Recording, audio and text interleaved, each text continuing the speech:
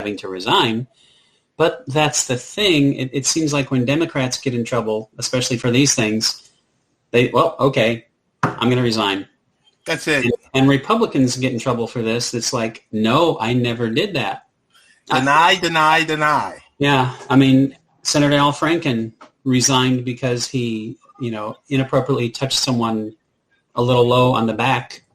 Yes. And how many accusations were against the former guy? 25 allegations of sexual assault? Yes. That's a little different. A little bit different. And it was deny for, I would say, about a 5-year stretch. Yeah. Just leading up to it. Yeah. So we deal with stuff like that. Yeah. And at the same time, the world is all crazy. I know we're going to talk about the Snyder Cut. I just wanted to get a few things out of the way. The less important things. yeah. They're jamming sports down our throats. And they're like, hey, we got to get people back in there. And I'm like, how about getting people vaccinated first before selling them a ticket to go to your game? Hey, I just want to let you know, I was looking at attending last week's Nets and Celtics game, which was at the Barclays Center.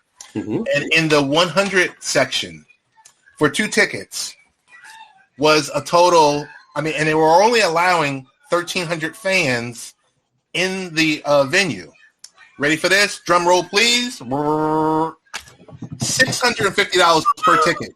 Oh, my God.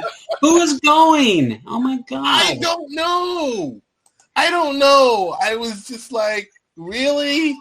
Come on, $650 per ticket? And it doesn't include, I'm sorry, this is a family show, but at least you would hope it included a lap dance or something. That's a little pricey. Bottle service, something. I mean, my goodness.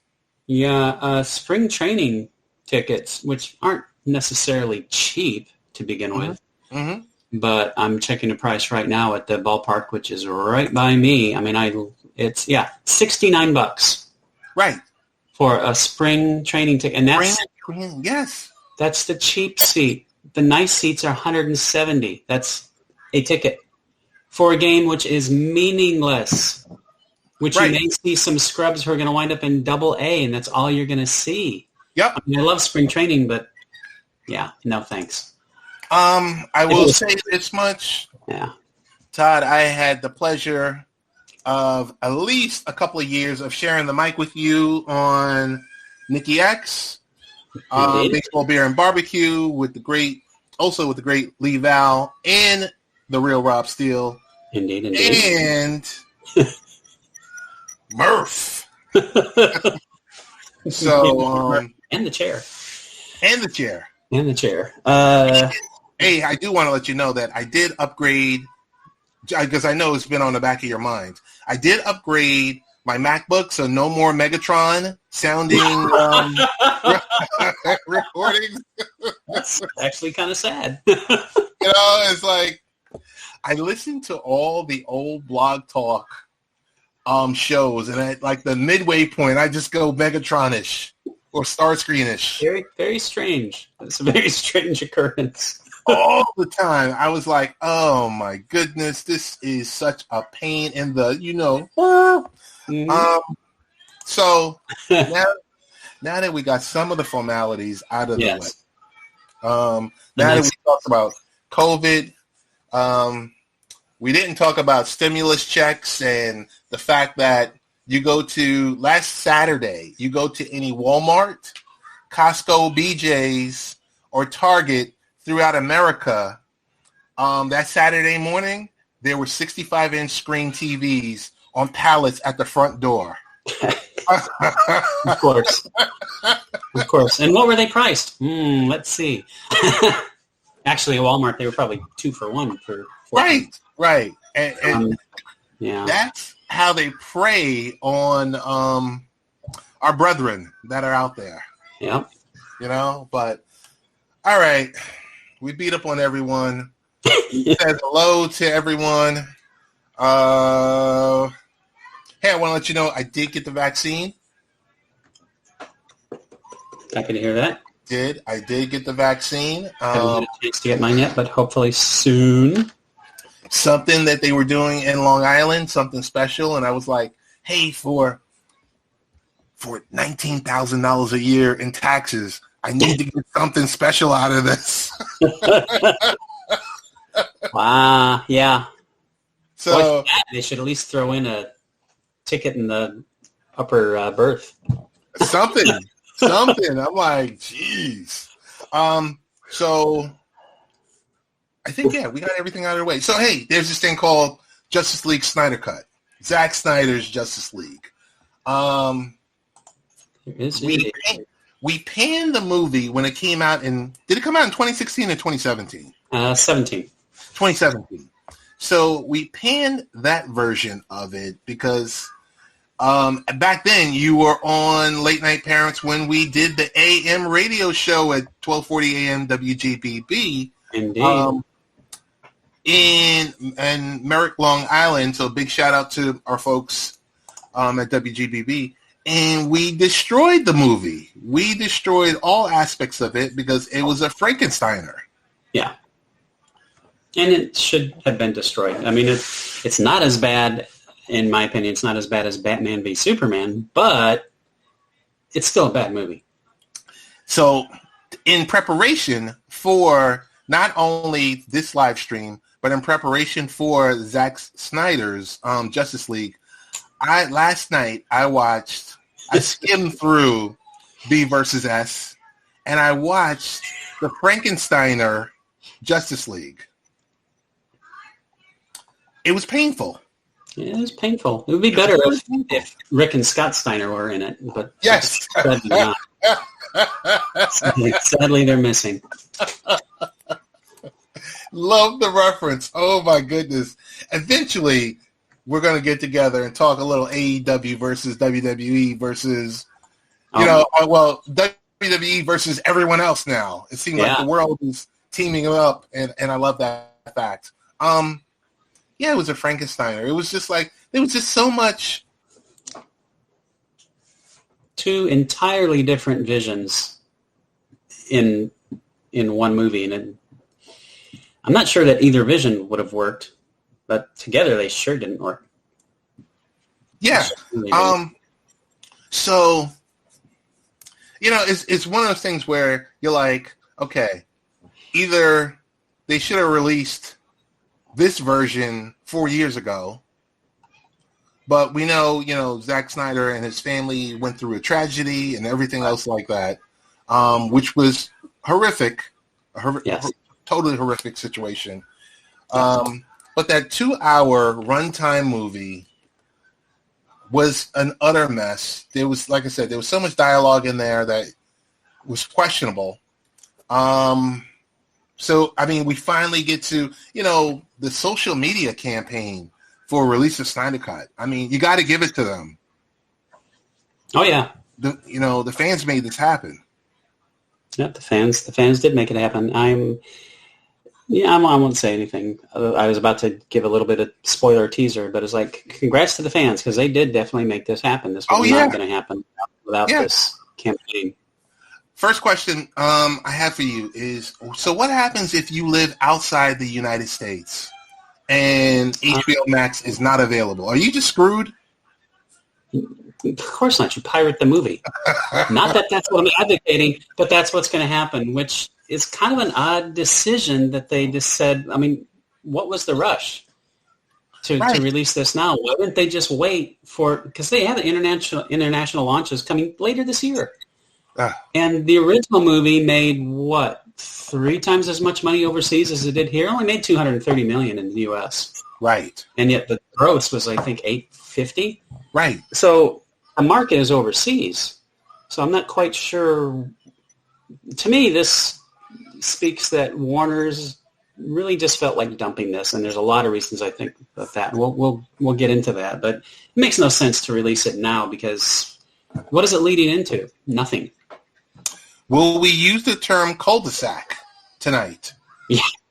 I picture we might. or dead end gravel road. I'm not sure. Yeah, we'll figure out what we're going to talk about. I mean, and it's not ethically right, but I'm going to say, if you're not living in the United States and there's a release date that's coming later this year, I would advise you to purchase a VPN. VPN, that's your friend. Yep. A VPN is your friend, and make it happen. Point it towards U.S. and there you go, baby. Yeah. So your thoughts on this version finally getting released? Were you like, thank goodness? Was this everything that you were you like clamoring, counting down days for this movie, Todd? Oh no, because I've seen Batman v Superman. I was terrified of this coming because that movie is so bad. And Justice League, and granted, Justice League, the theatrical cut is like half of Snyder's vision, but it's still pretty bad. Right. And I like some of Snyder's movies. I really like 300. Mm-hmm. Generally, 300 has good vibes. Most people don't like Watchmen. I think Watchmen is terrific. I mean, he's done some terrific movies. He's also done things like Sucker Punch. Right. So he is, I mean, this dude is all over the map. He has some high-quality work, and he has some just horrifically bad stuff that a fifth grader wouldn't put out. It's just bizarre how varying his work is. So, and based on the trailers, because personally I think the trailers for this were horrifyingly bad. The graphics. The theater or this version? This version. The trailers that we've seen, to me, the special effects look like some game I played in 1993 on a PS1. I mean, it was just, seriously, dude? The only reason I know this is supposed to be Darkseid is because he generally has that shape and he's kind of gray. It's like, other than that, how's this Darkseid? So they improved on it in the movie. I'll talk a little bit more about that, but I had very low expectations. I actually told my kids, is like, to me, this is in the running. Which is going to be worse, this or Cats?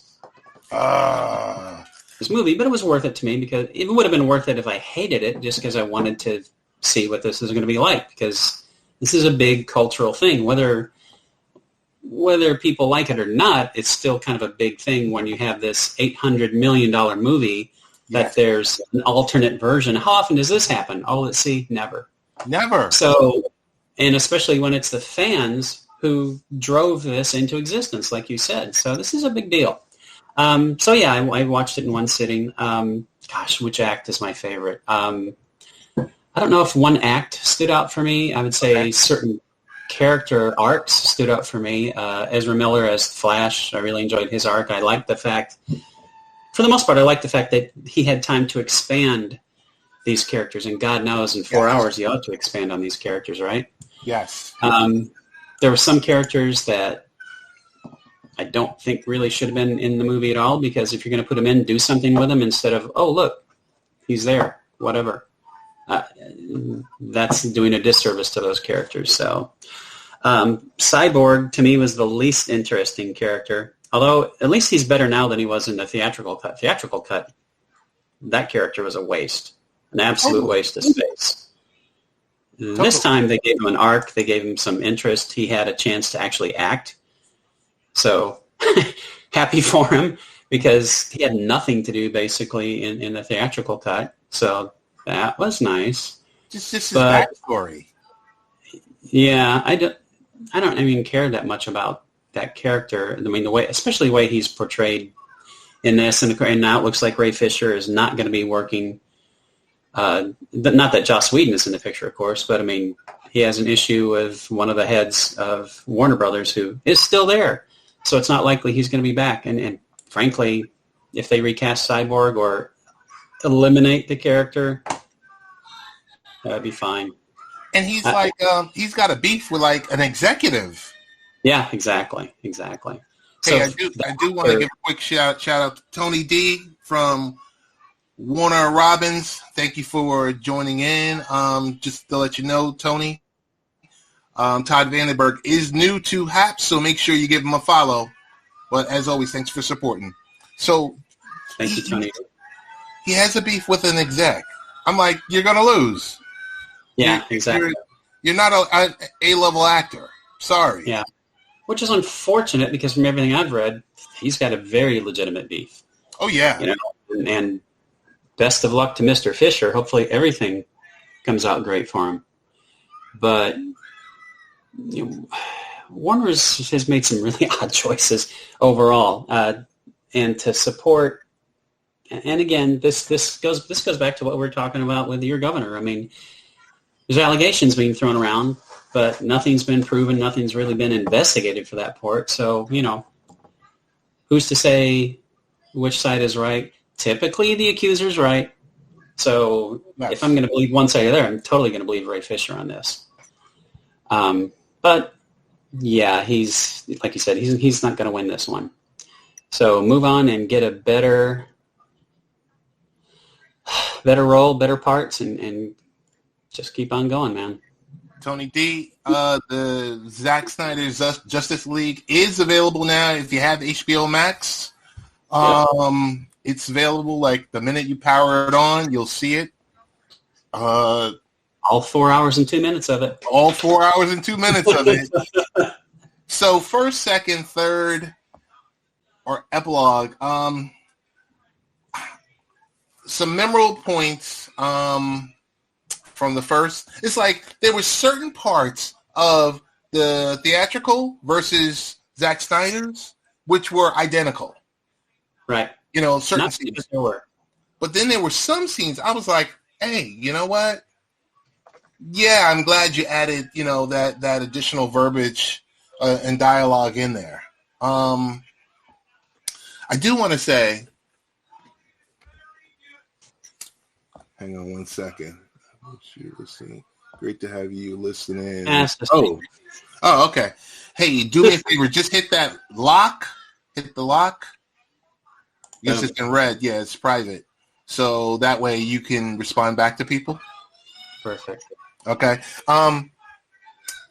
You just don't want me to curse publicly. That's what it is. Oh, yes, I do. Yes, I do. I got to ask you, you know, in the beginning, and I'm not sure if this was the first or second act, Iris West, but she was never actually named. She was not. It's a non-speaking part, and she's never named. That's one of the characters I'm talking about. It's like, why? Yes. Why bother? I mean, in a way, it's kind of like, oh, that's fan service. That's kind of cool. But it's like, you've got 4 hours, dude. That's the thing. This is not the 2-hour theatrical cut. It's like, oh, man, we got to hit these beats. We got to hit these beats. I don't have time. You had 4 hours. Yeah, 4 hours. Said, hey, I'm Iris. You could have had something happen instead of just, oh, that's a cute little beat. And supposedly she's going to be in the Flash movie. Yeah, right. But hopefully she has a line. She better have lines in the Flash movie. My God. Yeah, that's a movie I'm really looking. Well, I don't know. I'm not sure if I'm looking forward to the Flash movie or not because man, they have a high bar. They have 2 high bars to live up to. They've got the comic and the animated movie, which is like one of the best superhero movies. Period. Not just animated. So I don't see them topping the animated movie, The Flashpoint. I don't see it at all. Close, I'll be happy. If they come close, I'll be happy. What's your thoughts on the Flash TV show on the WB? You ever watch it? Not engaged? I've seen 2 or 3 episodes of it. I've seen 2 or 3 episodes of Green Arrow. I've seen about 4 episodes of Legends of Tomorrow. And no.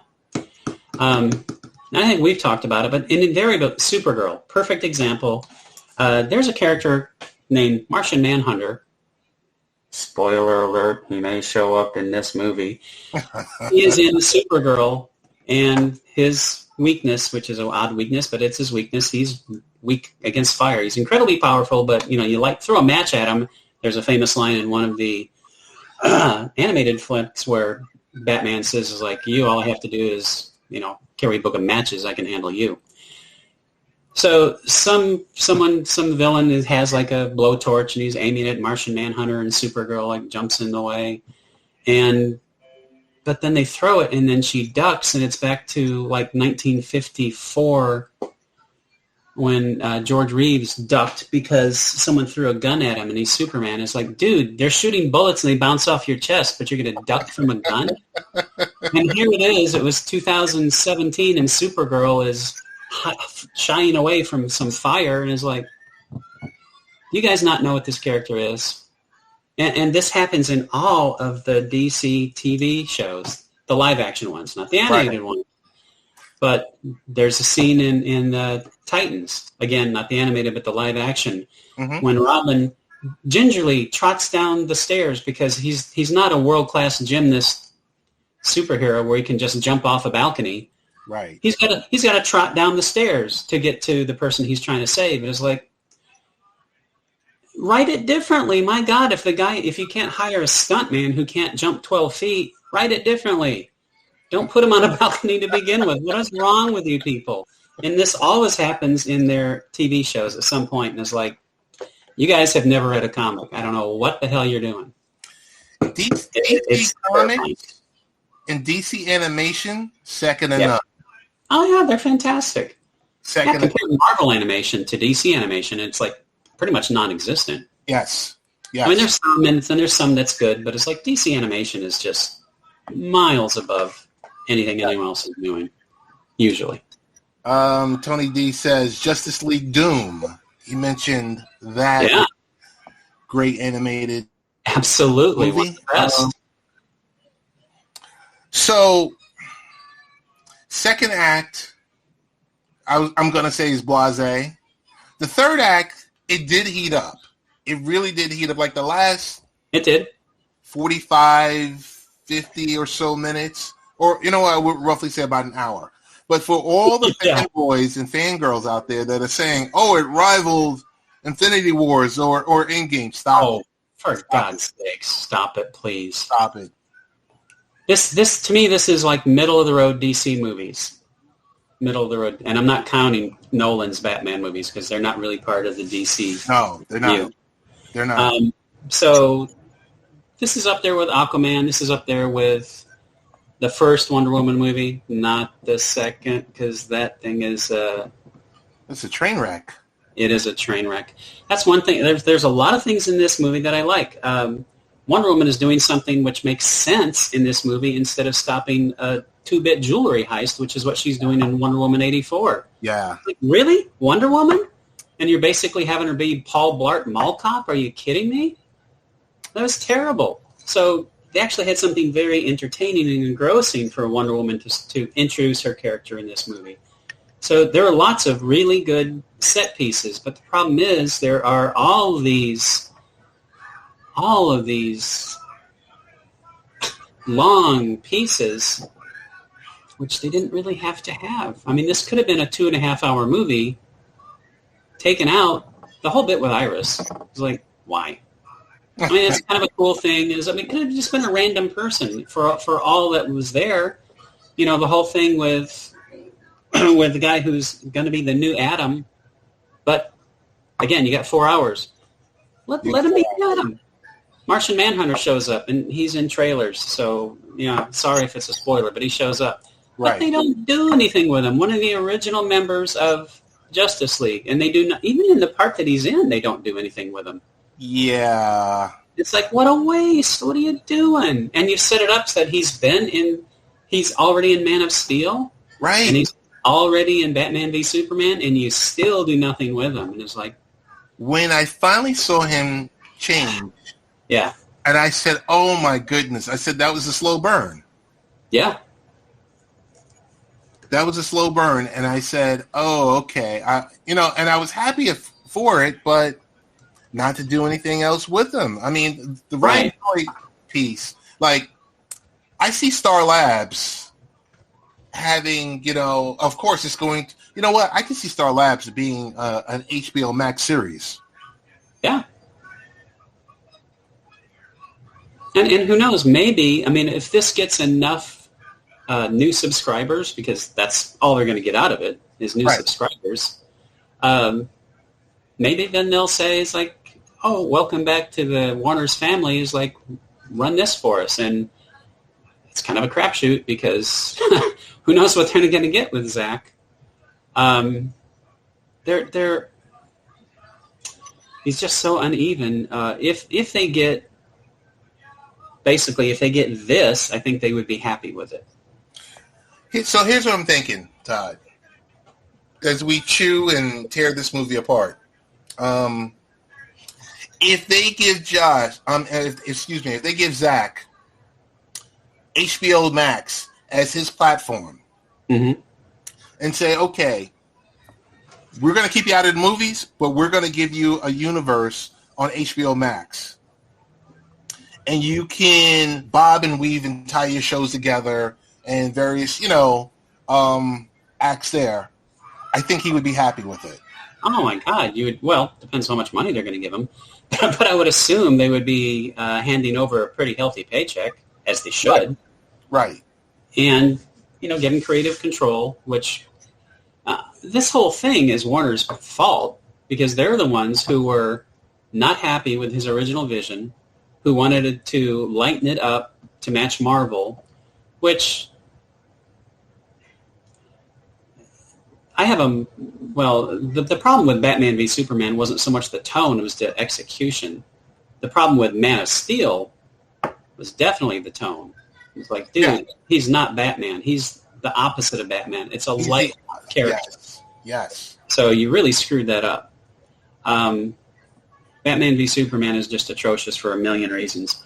But Justice League, the tone isn't the issue. That's not really the issue with this movie that I have. I have that it's just way too... And Tony D says he'll probably do some mega DC movies. I'm feeling it, and we'll see. Could well be.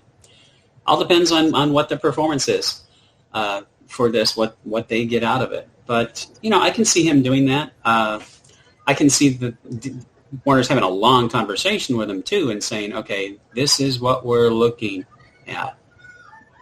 This is what we want. We don't want to hear Hallelujah. And I understand why he put Hallelujah in the trailer. I understand why Hallelujah plays during the end credits. That was his daughter's favorite song. Gotcha. But are you going to honor your daughter, or are you going to honor the artistic vision? Was that the longest epilogue that you've ever seen in your life? That was longer than Return of the King, and that was like endless. And they were interesting. It wasn't that they were boring and dry, but it was like, dude, the movie's over. Oh, wait, no, the movie's over. Wait, the movie's over. Wait, the movie's over. It's like... And they weren't quick hitters either. No, they weren't. They weren't. And pointless, basically. I mean, they're splitting up movies that are never going to happen unless he gets, an HBO Max. Right. And that's where I guess we get caught up, because I'm like, okay, you're planting seeds along the way, and then that entire epilogue was like scene after scene after scene after scene. And I'm like, okay, I can see where, and we'll get into this a little bit later, I can see where you're going potentially for Justice League 2 or 3, but I don't even think that's happening. Right. By all accounts, nothing's happening. And originally, apparently, he wanted to do 5 Justice League movies, which is an odd thing, to plan 5. I can see planning 3, but to plan 5 is a really odd, because what arc were you going to follow? I mean, we know the Darkseid would obviously be the second. Right. And then at some point, Lex and his the Legion of Villains, or what, I can't remember what the thing is, but I apologize because I should remember. No, Legion of Doom. There. Yeah, Legion of Doom. Should be in there. But, okay, then maybe they'll do Vandal Savage. And there's obviously millions of villains that they could do, but that's an odd thing. It's like, well, I was going to do 5 movies. To me, almost smacks of when George Lucas, decided once Star Wars was a big hit. It's like, I was always going to do 3 trilogies. It's like, clearly you weren't, since you had a brother and sister just about knocking boots, buddy. You had no concept of what you're doing. So stop with it, It's like, at least Zack Snyder didn't do that. Question. Kind of question. I'll start off with a statement. I'll say thank goodness for this version of Steppenwolf, because the other one was weirdish, Yeah. And kept referencing. Remember last time he kept talking about Mother? Yeah. Yeah. I'm not a fan of the way Steppenwolf is rendered in this movie or Darkseid. But as with much of this movie, it sure beats the theatrical cut. It's like, yes. True. Yeah. Mild theatrical cut. But, again, it's like when the bar is like a quarter of an inch off the ground, you don't actually have to go very high. That's true. So when would we expect Darkseid to go full Darkseid with the Omega Force? Is that Justice League 2? Because it's obviously it's post stare down when they're in the boom tube. Is that Justice League 2 or 3? I'm thinking if it's the close of, if there is a Justice League 2, and this is obviously, there's no plans, there's absolutely nothing announced. We're just kind of spitballing as like if Zack gets HBO Max universe. Right. I would see it like at the conclusion of Justice League 2, because then that's a great cliffhanger, a real cliffhanger, because there really wasn't a cliffhanger in this. I mean, it set things up, but there's no cliffhanger, which I'm glad, because when they said there was, is like, why would you do a cliffhanger when you know you're not getting a sequel? So he set things up, a lot of things up, which is cool if anything happens, but it's not like there's no conclusion to this film. There's like 8, which is fine. I would picture it would be at the end of 2. It's this the battle, wherever the heck the battle takes place, and hopefully there's a sacrifice that's made. That's one of the reasons that this does not hold a candle to Marvel, because did any of them even look like they were in a tennis match? Nope. I mean, there's not a scratch on them. I mean, no one.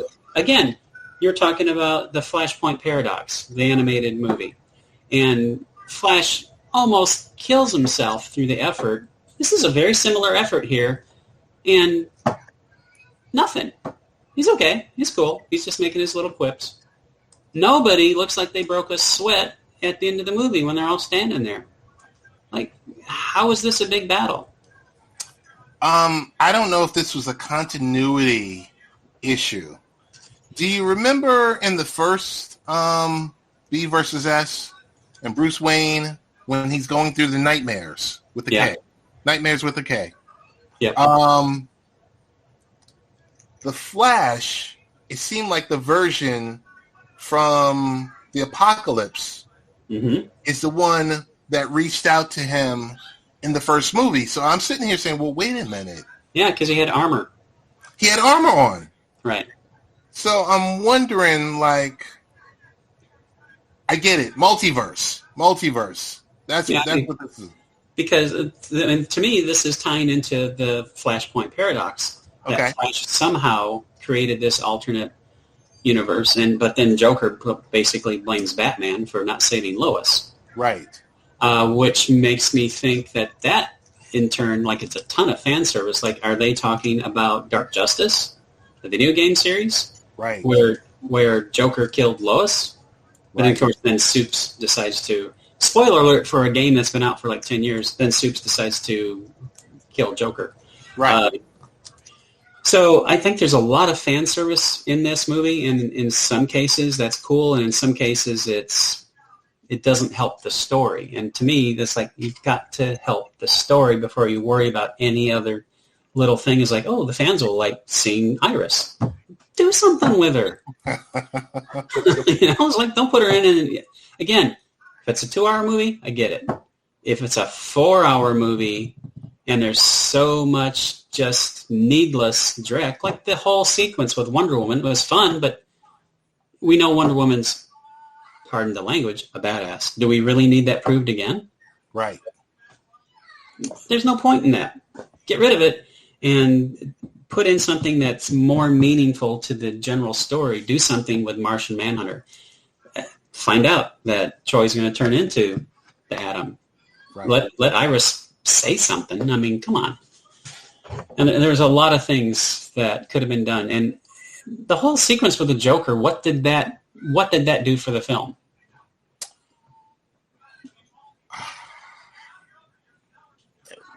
The only thing I can think of is Justice League 2. They're going to have alternate timelines. running parallel and why Joker? I mean, it's kind of interesting, but it's almost more like a fan flick, right? You know, and it just doesn't make a whole lot of sense because to me it doesn't really further this overall story, and it just reminds people of, oh yeah, we got the worst guy who ever played the Joker. What was I going to say to you? It was about 10 minutes to go in the movie. So we're at the 3 hours and 52-minute run mark. And I'm like, where's the Joker at? I'm sitting here like, well, where is he? Where's that scene? Yep. And then he finally shows up. And then he doesn't say the line that he says in the trailer, which is interesting. Right. Which, this is hardly the first movie where they have a line in a trailer and everyone's waiting for it, and Marvel's done the same thing. Yes. You know, where it's like, oh, wow, I can't wait to see this. And it's like, it's not even in the movie. Not even in the movie.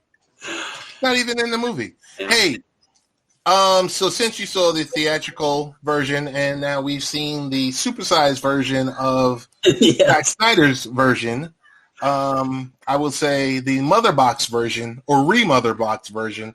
Yeah. Who provided a better score, Junkie XL or Danny Elfman? Okay. The score, I'm going with Junkie XL. I like Danny Elfman a lot. And I read a review, or actually saw a review, they were talking about Danny Elfman and how he didn't really serve his original score. And it's like, he's playing the exact Batman theme in sections of it. He's not serving the original score. Of course he was. That's why they got him. I like the score by Junkie XL better. I think it serves the film better. But this is one of the things I really did not like about the film were the song choices that are inserted. I get how they serve the characters, but they are so dark and so grim and so heavy. And to me, they're saying, like, look what a genius I am. Look at how deep and amazing this film is. And it's like, make a film that's deep. Make something that's deep, because there's nothing deep about this. Does anybody sacrifice anything? And I'm not saying we have to have a Black Widow scene. I'm just saying, does anybody do anything difficult? No. Superman died in the other movie. Right. Like, he comes back in this movie. And he is so... Superman, that's the problem with Superman. He's so overpowered, it's crazy. He's beyond overpowered in this movie, and it's the same problem that the theatrical cut had. It's like they're barely able to handle Steppenwolf, and then Supes shows up and is like, pardon me, it's done. You know, like, I can't do anything against him.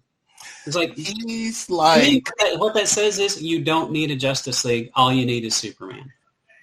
And that's something the animated universe never did. They always made it clear that Superman was not enough. A lot of those movies, Superman goes out as he's the big gun. He's always the big gun.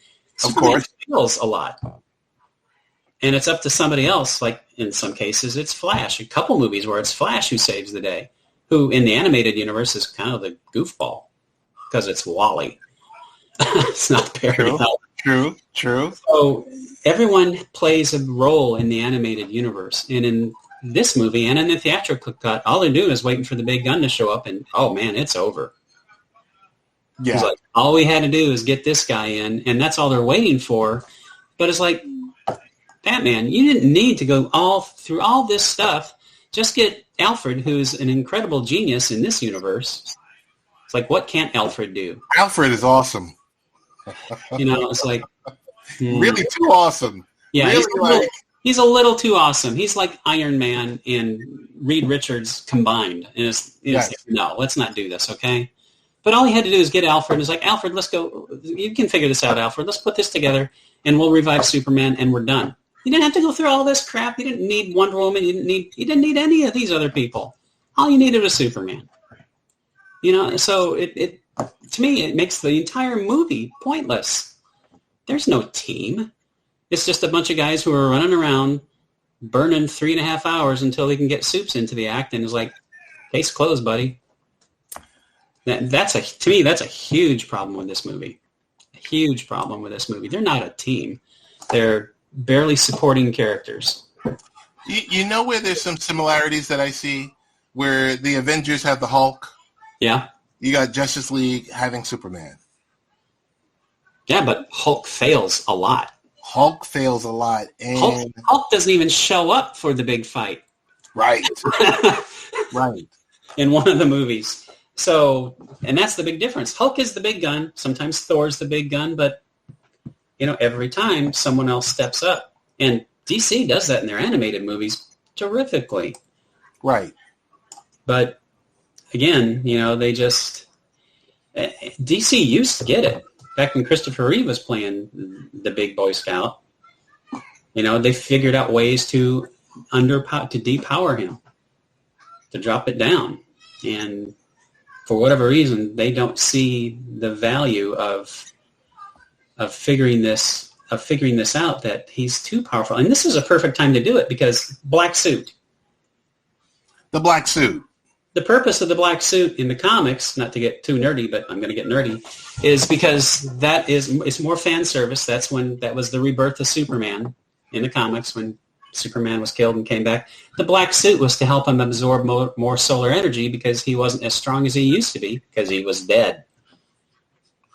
And hey, Brian chimes in. He says Batman versus Superman.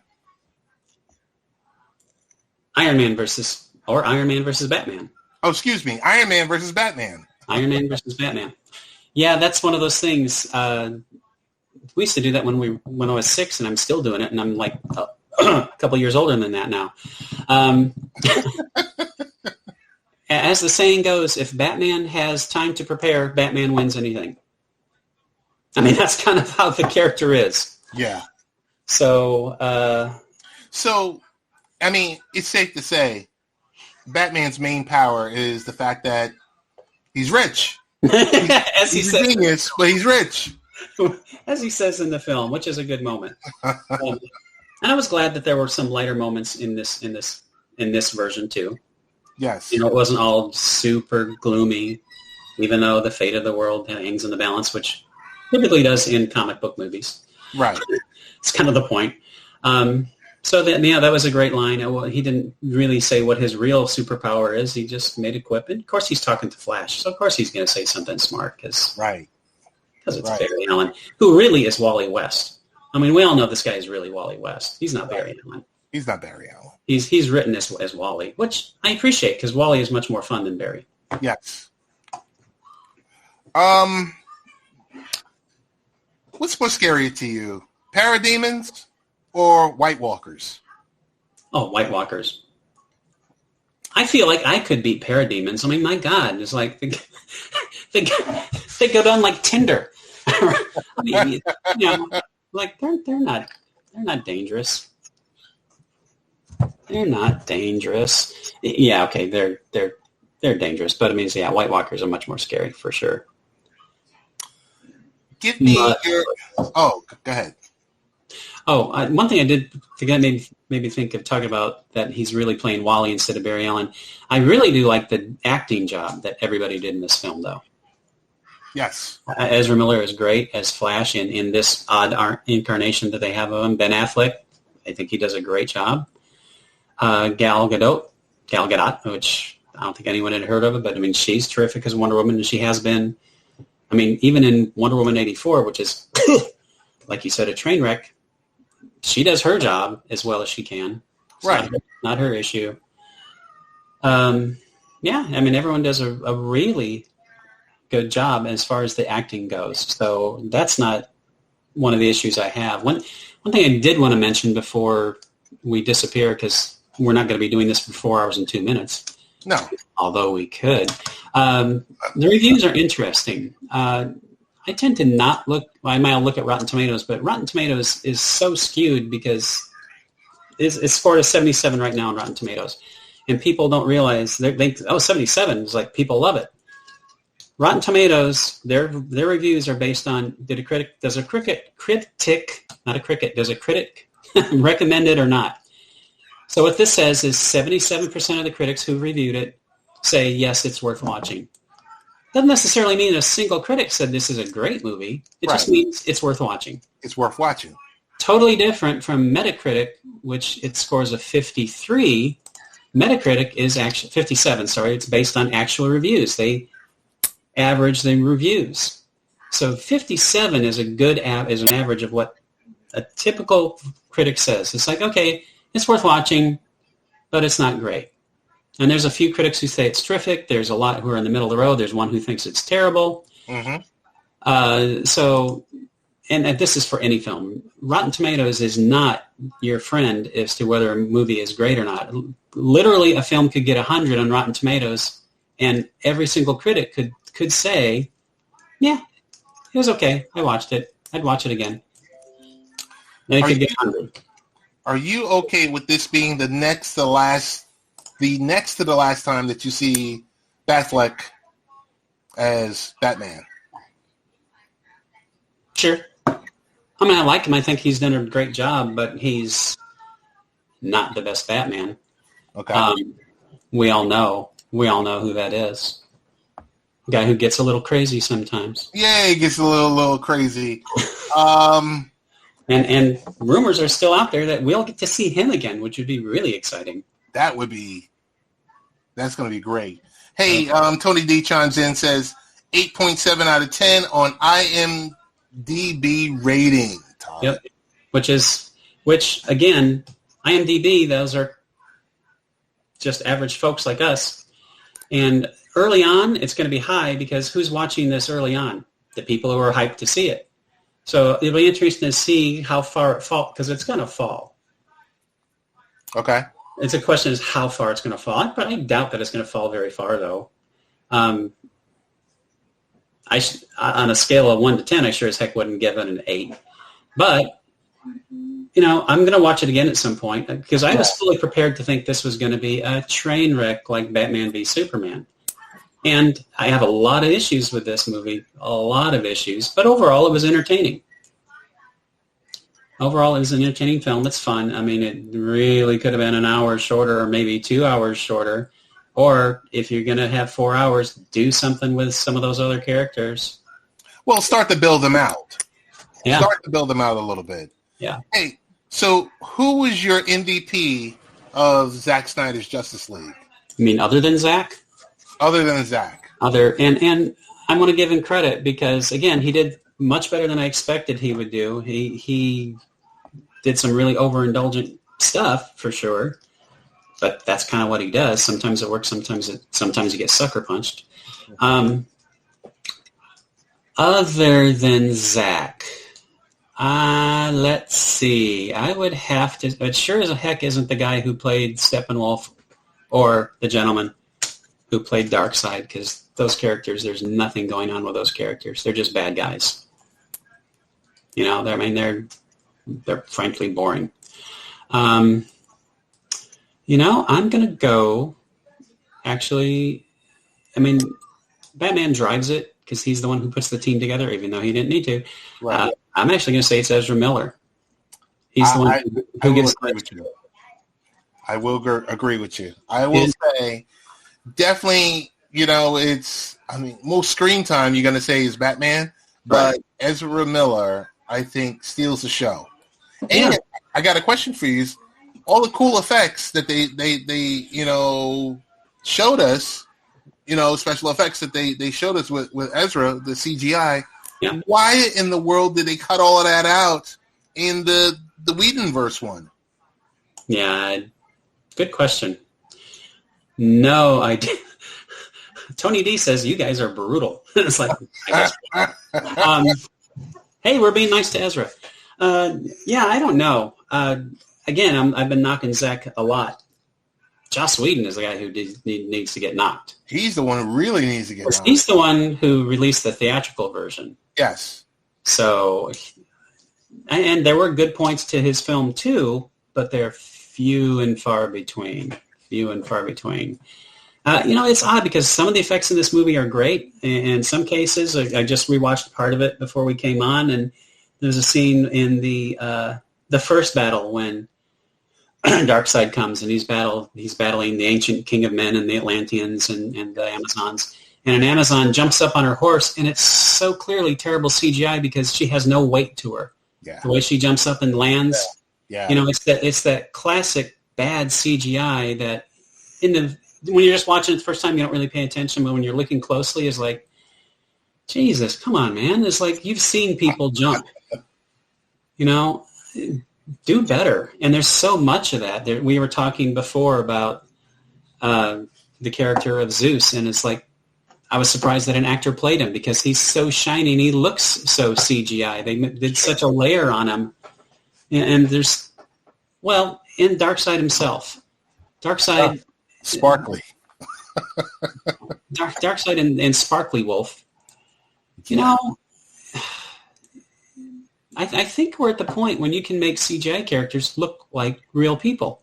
Yes. Thanos, despite they obviously can't exist, they look like they exist. And Darkseid and Sparkly Wolf, they just scream, hey, look at this cool CGI we did back in '97 for this video game. It's like, granted, it's better than the trailer because the trailers, they look terrible. They might as well be 8-bit characters. The trailers are so bad. Wow. And at least they're better now, but it's like, man alive. How are we supposed to take this seriously when it's clearly computer generated? It's just terrible.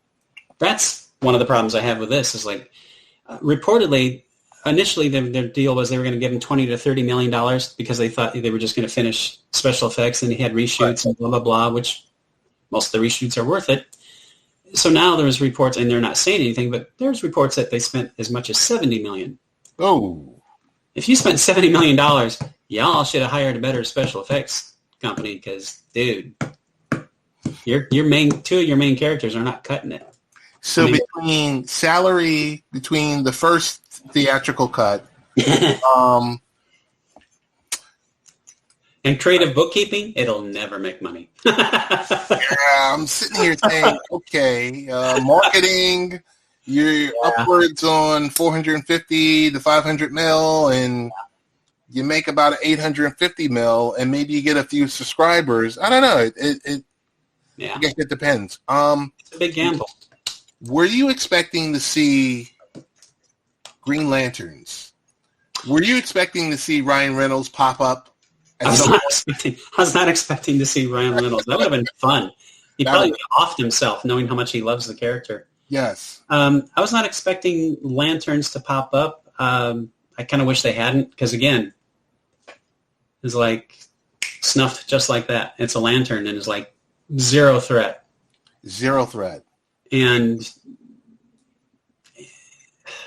it really didn't make sense because the Lantern gets snuffed like he's nothing, and then Darkseid can't handle Ares, basically. So you're saying Ares is who Wonder Woman destroyed. Same actor, actually, which is kind of cool. So kind of thinking here, and this is playing if so-and-so beats so-and-so, then blah, blah, blah. But it's like, so Wonder Woman beat Ares. Ares beat pretty much Ares himself, beat Darkseid. Right. So Wonder Woman should sure be able to beat Darkseid. She couldn't even handle Steppenwolf. Like, why do you set these things up? It's like, don't do these things. Don't have the Lantern show up and blow it. I mean, when Marvel has Captain Marvel and they're setting her up as this extremely powerful being, obviously, and there was a reason she couldn't handle Thanos. She was pulled from the fight, So every time something happens, when you have an OP character in Marvel, typically they have a creative way of writing themselves out of it. Right. Instead of just setting them up as like, well, they're incredibly powerful and everyone else is crap. It goes back, all their live action is like, it's like they have a playbook and says, okay, let's do 5 stupid things. That if people think about it, they're going to say, why did you do this? So question, what would you prefer, comic book or HBO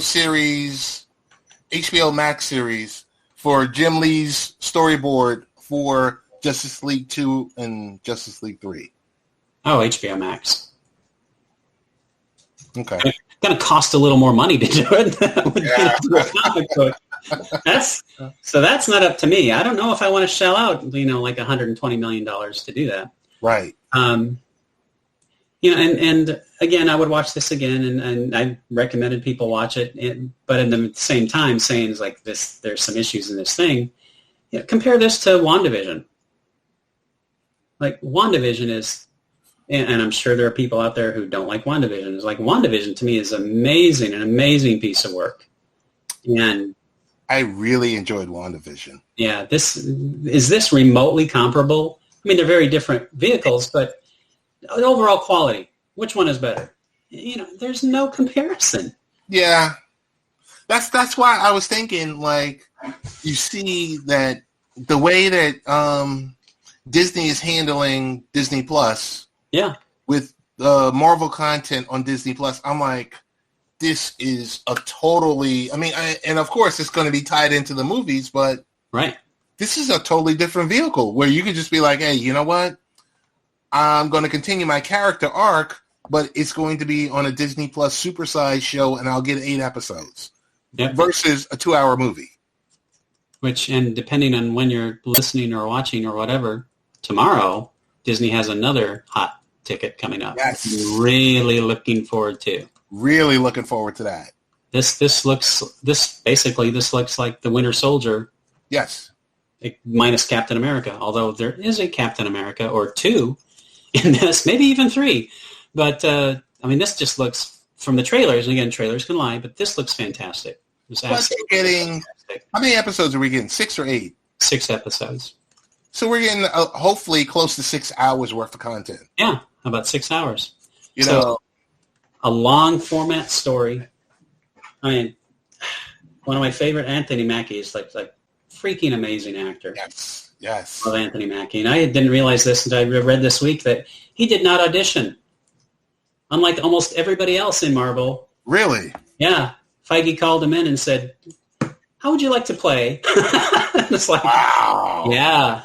Because he saw what most of his fans see is like he sees him in other movies like, this guy's got some chops. Yeah.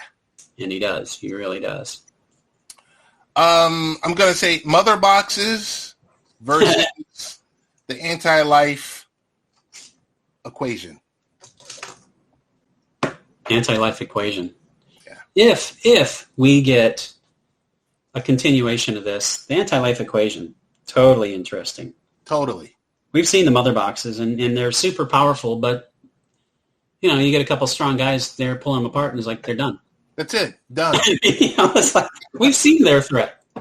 The Anti-Life Equation is going to be pretty fantastic. And I would, I love your suggestion. Hopefully HBO gets a lot of subscribers to HBO Max out of this. Right. And they're able to sell this movie theatrically overseas or something where they know how to handle pandemics. And they turn over an HBO Max universe to Snyder. That would be cool. Hopefully he does well. He certainly can. He's made some terrific films. We would see, but that would be great to see this story pan out with the actors that are in it. Thoughts on a multiverse with Bruce Wayne, Lois Lane, and Superman love triangle? Ew.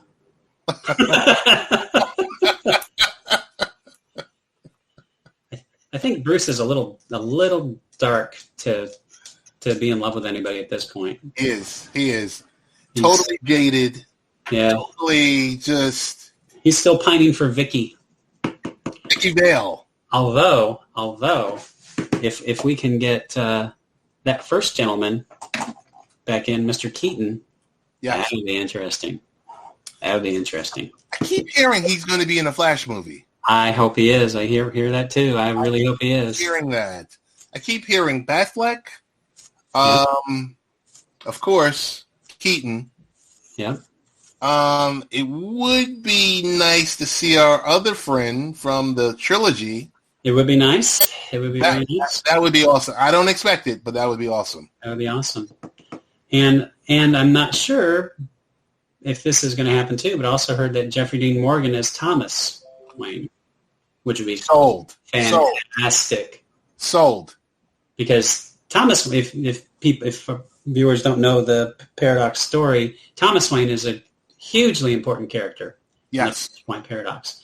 And I would love, Jeffrey Dean Morgan is great, but I would love him as that character because Thomas Wayne is an interesting character in that story. I'll just put it that way. You know the greatest thing is we all know the Batman origin story, but it was extra special in B versus S with having Maggie and Negan as his parents. It was, wasn't it? It was. I thought it was so cool, man. I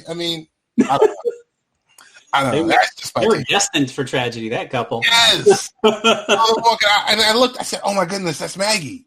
I said, "Oh." Nice to know they got together all right at one point in their lives. Yes. I guess we can touch upon it now. The epilogue. The epilogue, yes. Which one? The epilogue, yeah. The epilogue, which is, how many parts were there? 5? It was about 5. Yeah. There were about 5. It was like a spider web. It was like, you're sitting there, because, with the Marvel movies, we're trained to say, okay, mid-credit, post-credit. Exactly. I was like, what is this? Yeah. It was to the point where I was already out of my seat, and I'm standing there in front of my TV. I'm like, okay, what's happening? Yeah, this was the Return of the King format. I'm like, oh no, it's not. Oh no, it's not. Deathstroke. Yeah. Deathstroke and Lex Luthor. Like the Death and Lex. I liked where that was going. Yeah, definitely. Only if they do, if Batfleck does, a one-off 7 or 9 episode standalone Batman, miniseries. Yeah. I like where that's going. Because it's kind of like, two rich guys. Yeah. Going against each other. Yep. What's your thoughts on, let's see, that flash forward in the apocalypse? Also sets up, I'm not sure what,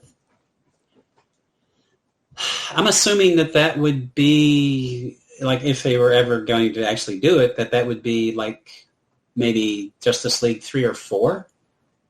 I don't know that would be 2. Maybe that would be where they would go immediately and address that story. It'd be interesting to see how it plays out, but we know where it's going. Either it's going to end in tragedy because that's an alternate universe and they're all gone, or they manage to fix it and then they come back. So it's kind of like, I don't even know if I want to see it. It's interesting, but I don't even know if I want to see it because I know what's going to happen. One of two things is going to happen. Good guys will win or the bad guys. And I know that's really what happens in any superhero movie, but to me it's kind of not interesting enough. To me, if it plays out more as like an intro to the Flashpoint Paradox, which I don't know why it would, but it kind of does. Right. That's much more interesting.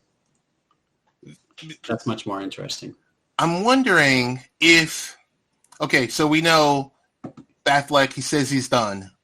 Yeah. Let me say one thing about that. The interest, to me, what the problem with the nightmare scenario, that now Superman is a pawn of Darkseid. So, and they've established that Superman is just incredibly overpowered. Right. Superman turns up. Well, they're all dead. Unless he decides he wants to talk. But Superman shows, they're done. They're done. So, and again, that's the problem with setting up Superman as this ridiculously overpowered character. So to me, that's kind of a dead end, the way they set that up, unfortunately. Be interesting, but I don't really see much playing out with that. What is the other thing I was going to think of? I could see We go flash forward. But like I said, I don't know. It's tricky because I would like to, for HBO Max, and I don't think they're mature enough for HBO Max to turn around and start to tie in TV shows and movies together. I think they are terrified of that at this point because the Justice League theatrical cut really bit them in the butt on that. Right. So then I think they made the wise choice in cutting loose, just like Universal did with their Dark Universe when they decided to make Tom Cruise the focal point of a mummy movie. Right. It's like, oh my God. And just do separate individual stories that can stand on their own. They're going to be more interesting. I mean, let's face it, Marvel pretty much caught lightning in a bottle. And they have some movies that aren't great, but they really haven't made a misstep. I mean, you can't look at any Marvel movie and say, oh my God, that was terrible. You can do that with a lot of DC movies, sadly. So here's what I'm thinking. Well, here's what we're seeing and what we're hearing also is there's going to be multiple versions of these characters going on simultaneously, which should be extremely confusing for people. I would think it'd be kind of weird to have Batfleck running around as the Batman who's been in the business for decades, and you have Robert Pattinson who's in his first year as Batman. Right. I think that's a little confusing, like you said. And they're going to have HBO Max series with, I think, Batman Year One or it's not Gotham, but it's not Batman. It's kind of like... I don't even know what it is. And then when you tie in all the TV shows, you got Superman and Lois running around. And I tell you one thing, I can't think of the actor's name who plays Superman in that. Mm-hmm. He totally looks like an alien. Dude, you're weird looking. You're better looking than I am, that's for sure. But I'm not trying to play Superman either. Wow. Yeah, and those DC shows, man. They would be wise not to tie into the DC TV shows at all.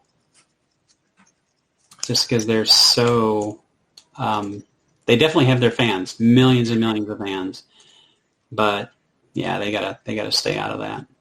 And I know the two Flashes met in one of the Flash shows, and that's kind of cool. But yeah, it was kind of cool. It was like and they kept it under wraps. That's what I really like. Yeah, they kept it under wraps, and they did it with a WB budget. Yeah. So what's your overall rating for this movie? My overall rating for this movie, are we going 4 stars or 5 stars? Let's go 5 stars. Let's go 7, just to be different. It's Ted's 7-star movie rating system. All right, 5 stars. He says, I'm gonna go. Wow, I'm just gonna go 2.5. Okay. There are aspects to this movie I really don't like. But there are some parts that I really do like, and it's a vast improvement on the theatrical cut. And it's kind of like Snyder deserves the success because Warner's didn't believe what he was doing, and he clearly was doing something better than what Warner's wanted. So I'm still just going to go with 2.5. If someone says it's a 5-star movie, I think they're crazy. But I may find out here. What are you going to give it? I was going to give it a solid 3.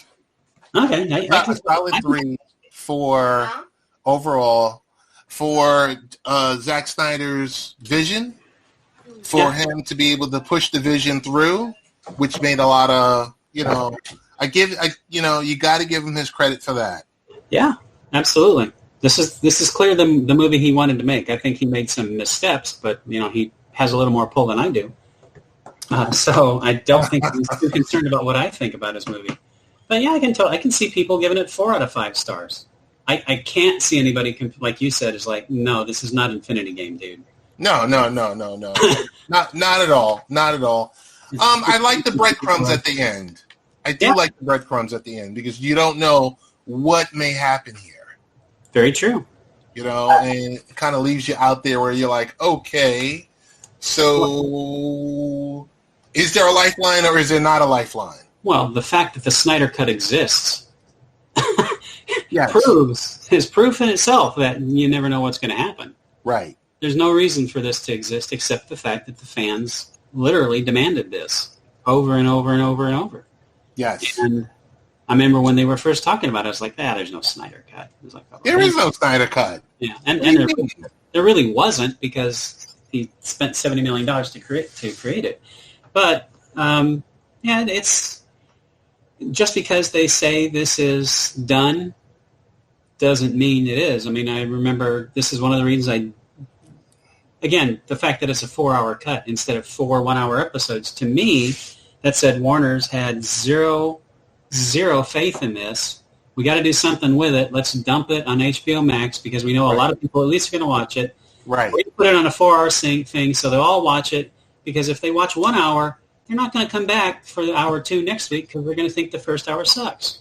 And like I said, that's what I was thinking. What I was thinking was, part of me was like, are they going to release one episode and then you'd have to wait week by week over like 4 weeks? And I was like, that would be terrible. And Godzilla vs. Kong comes out 2 weeks from now on HBO Max. Falcon and the Winter Soldier comes out tomorrow. I mean, they pretty much sabotage this to me. Yeah. I mean, they're telling me, and there are execs on record they're not on record because they won't be on record, but they're Warner's execs anonymously saying that this was the train wreck that we were afraid of. This is why we took it from Snyder. This cut. Gotcha. So, and clearly they're wrong because this is clearly much better than the theatrical version. I don't love it by any means, but it's not bad. It's entertaining. It's worth watching. There are a lot of it that I don't like, but compared to the theatrical version, it's much better. Right. So Warner's clearly didn't know what they were doing. And big shock, how often do they know what they're doing? Not too often. Not too often. So, hey, you do a whole lot of stuff, with Seahawks, Cinema Savants. What's coming up on your schedule? What's coming up on my schedule is Rob and I will be talking about some 4-hour movie that just came out. I can't think of the name of it offhand. So we'll be talking about that. And I'm curious to see what Rob is going to think of this because I literally have no concept if he hates it, loves it, where he is on it. We will, of course, be talking about Falcon and the Winter Soldier. Okay. Seahawks are doing some interesting things, like basically not doing anything. And Russell Wilson ain't doing anything either, happily. God, that's a weird story, but that's another 4-hour show. So I gotta have you come back and talk a little Russell Wilson. Sure. You ought to have that Lee fellow come back and talk about. Oh yeah. That's what It's been so long since I've spoken with Lee, but definitely want to have him come back. I think I texted him one day. I was like, "Hey, would love to connect with you on this," and he was like, "Sure, no problem. Let me know." But yeah, that was legitimate, and I also know he's busy. He doesn't lead the life of luxury like I do, where it's just I'm just going to hang and chill. He actually has a job and he has to work and all that kind of stuff. So that's a weird story. The only thing that's weirder is this DeShaun Watson story. Oh my God! Talk about crazy. That's the only thing that's weirder going on, and that's scary. Yeah,